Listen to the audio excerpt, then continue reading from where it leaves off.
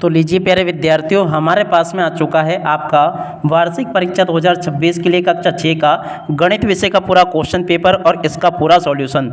जी हाँ प्यारे बच्चों, यहाँ पर मैं आपको पूरा का पूरा क्वेश्चन पेपर विद सॉल्यूशन के साथ मैं बताने वाला हूँ। एक भी क्वेश्चन का आंसर प्यारे बच्चों यहाँ से आपका मिस नहीं होगा अगर आपने इस पूरे पेपर को अच्छे प्रकार से देख लिया और समझ लिया तो चलो प्यारे बच्चों, जल्दी से हम वीडियो में आगे बढ़ते हैं, देखते हैं और समझते हैं कि वार्षिक परीक्षा 2026 के लिए कक्षा 6 का आपका गणित विषय का क्वेश्चन पेपर आपको परीक्षाओं में देखने को कैसा मिलेगा। प्यारे बच्चों, यहाँ पर मैं आपको ए टू जेड सभी के सभी क्वेश्चन और उन सभी क्वेश्चन के उत्तर बताने वाला हूँ। एक भी क्वेश्चन का आंसर प्यारे बच्चों यहाँ से आपका मिस नहीं होगा। तो चलो प्यारे बच्चों, जल्दी से हम आगे बढ़ते हैं, वीडियो में समझते हैं कि आपका वार्षिक परीक्षा 2026 के लिए कक्षा 6 का गणित विषय का प्रश्न पत्र आपको परीक्षाओं में देखने को कैसा मिलेगा। देखिएगा प्यारे बच्चों, इस प्रकार का पूरा पेपर होगा। वार्षिक परीक्षा 2026 कक्षा 6 का एक गणित विषय का पेपर है, जिसके लिए आपको देख सकते हो 2.5 घंटे का समय मिलेगा और पूर्णांक प्यारे बच्चों आपका 60 अंकों का होगा। टोटली प्यारे बच्चों में यहाँ पर आपको ए टू जेड सभी के सभी क्वेश्चन और उन क्वेश्चन के उत्तर बताऊंगा। और प्यारे बच्चों, अगर आप भी वाकई में कक्षा 6 में टॉप करना चाहते हो ना, तो आप लोग अभी के अभी हमारे यूट्यूब चैनल को सब्सक्राइब जरूर कर लें। देखो इस प्रकार का पूरा पेपर होगा। अब चलो मैं आपको एक एक क्वेश्चन के आंसर को बताता हूँ। देखो यहाँ पर प्यारे बच्चों क्वेश्चन पूछे हैं बहुविकल्पी प्रश्न, प्यारे बच्चों 1 से लेकर 10 तक पूछे जाएंगे। निर्देश दे रखे हैं, प्रश्नों को पढ़कर नीचे दिए गए विकल्पों में से सही विकल्प चुनकर लिखिए।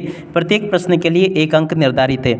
अब चलो प्यारे बच्चों, मैं आपको एक एक क्वेश्चन का आंसर बताता हूँ। पहला क्वेश्चन पूछा है 45 की पूर्ववर्ती क्या है।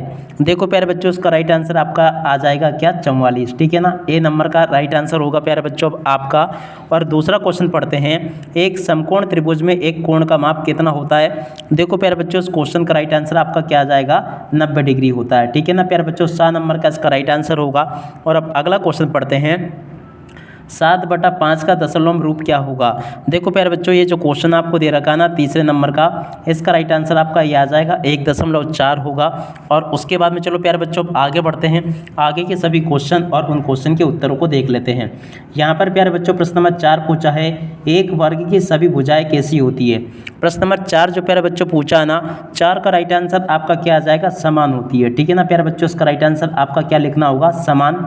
और उसके बाद में देखो प्रश्न नंबर 5 को पढ़ते हैं, सबसे छोटी पूर्ण संख्या कौन सी है।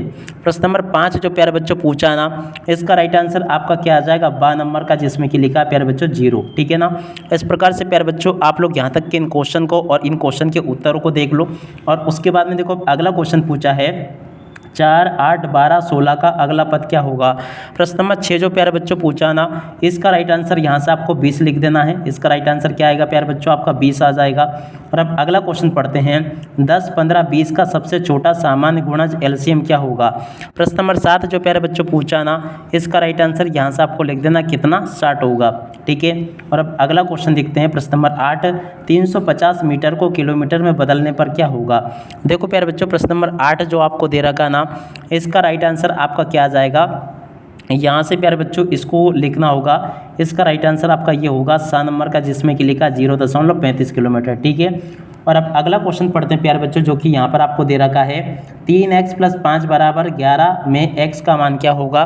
देखो प्यारे बच्चों 9वें नंबर का जो क्वेश्चन आपको दे रखा ना, इसका राइट आंसर यहाँ से आपको लिख देना आ नंबर का, जिसमें कि लिखा 2। और उसके बाद में देखो प्रश्न नंबर 10 को पढ़ते हैं, एक वृत्त की परिधि का सूत्र क्या है जहाँ r बराबर त्रिज्या होगी। देखो प्यारे बच्चों इसका राइट आंसर आपका आ जाएगा 2πr। ठीक है ना, 12 नंबर का प्यारे बच्चों इसका राइट आंसर होगा।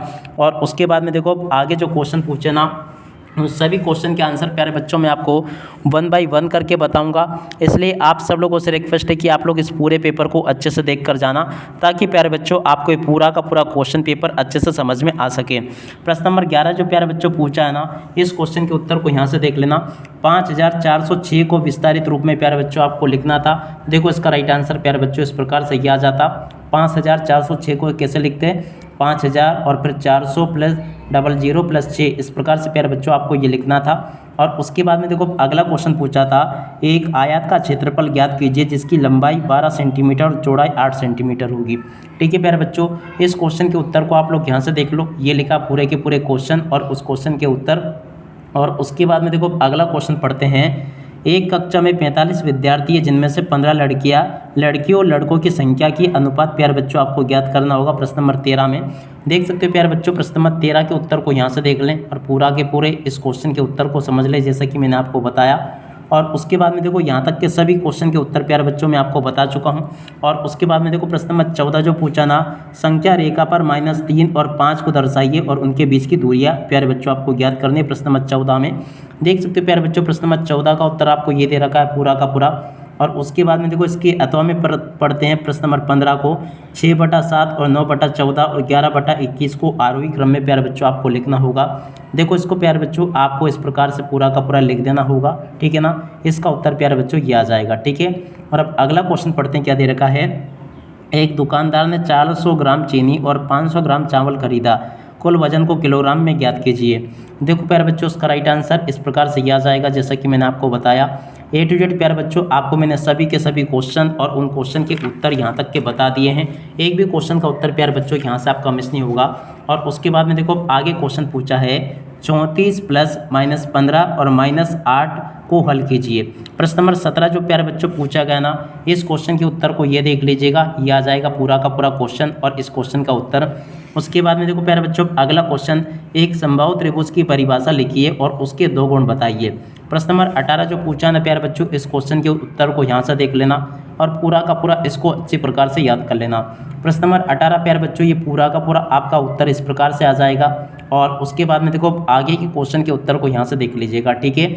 यहाँ पर प्यारे बच्चों यहाँ तक के सभी क्वेश्चन और उन क्वेश्चन के उत्तर मैं आपको बता चुका हूँ।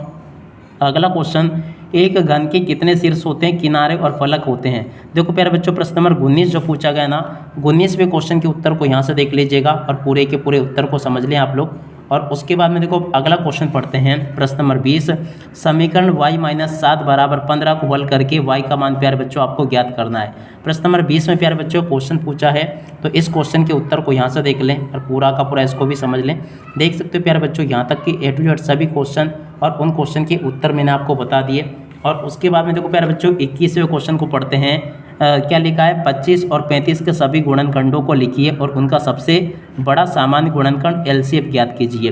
प्यारे बच्चों देखो 21वां जो क्वेश्चन पूछा ना, 21वें क्वेश्चन के उत्तर को आप लोग यहाँ से देख कर लिख देना। ये पूरा का पूरा प्यारे बच्चों मैंने आपको क्वेश्चन और इस क्वेश्चन के उत्तर को मैंने आपको बता दिया है। और उसके बाद में देखो 22वां क्वेश्चन देखते हैं, ये लिखा है जो कि, तो देखो 22वें क्वेश्चन के उत्तर को प्यारे बच्चों आप लोग यहाँ से देख लेना। ये पूरा का पूरा क्वेश्चन और उस क्वेश्चन का उत्तर प्यारे बच्चों मैंने आपको बता दिया है। उम्मीद करता हूँ कि आपको पूरा पेपर अच्छे से समझ में आ गया होगा। उसके बाद के क्वेश्चन ये पूछे गए प्यारे बच्चों, उसके बाद वाले क्वेश्चन ये दे रखे हैं आपको। इस प्रकार से आप लोग इनको देख लें और पूरा का पूरा पेपर समझ लें। A to Z प्यारे बच्चों आपके यहाँ तक के सभी क्वेश्चन के उत्तर मैंने आपको बता दिए। प्रश्न नंबर 23 में पूछा है, एक कमरे की लंबाई 5 मीटर, चौड़ाई 4 मीटर और ऊंचाई 3 मीटर है। इस कमरे का आयतन और पृष्ठीय क्षेत्रफल प्यारे बच्चों आपको ज्ञात करना होगा। तो देखो प्यारे बच्चों इस प्रकार से आप लोग इस क्वेश्चन के उत्तर को भी देख लें। ये भी पूरा क्वेश्चन और उस क्वेश्चन का उत्तर मैंने आपको बता दिया। अगले क्वेश्चन का उत्तर प्यारे बच्चों यहाँ से देख लें, ये भी मैंने आपको बता दिया। उसके बाद वाले क्वेश्चन के उत्तर को प्यारे बच्चों यहाँ से देख लें, ये भी प्यारे बच्चों मैं आपको बता चुका हूँ। आशा करता हूँ कि प्यारे बच्चों आपको पूरा का पूरा वीडियो बहुत अच्छे से समझ में आ गया होगा। और प्यारे बच्चों अगर आप भी वाकई में कक्षा 6 में टॉप करना चाहते हो ना, तो आप लोग इस चैनल को सब्सक्राइब जरूर कर लो, क्योंकि देखो इसी चैनल पर मेरे द्वारा आपको कक्षा 6 की समस्त विषय की तैयारी बहुत अच्छी प्रकार से करवाई जाएगी। अब इसी के साथ में प्यारे बच्चों इस वीडियो को यहीं पर पूरा करते हैं। नमस्कार, जय हिंद, जय भारत।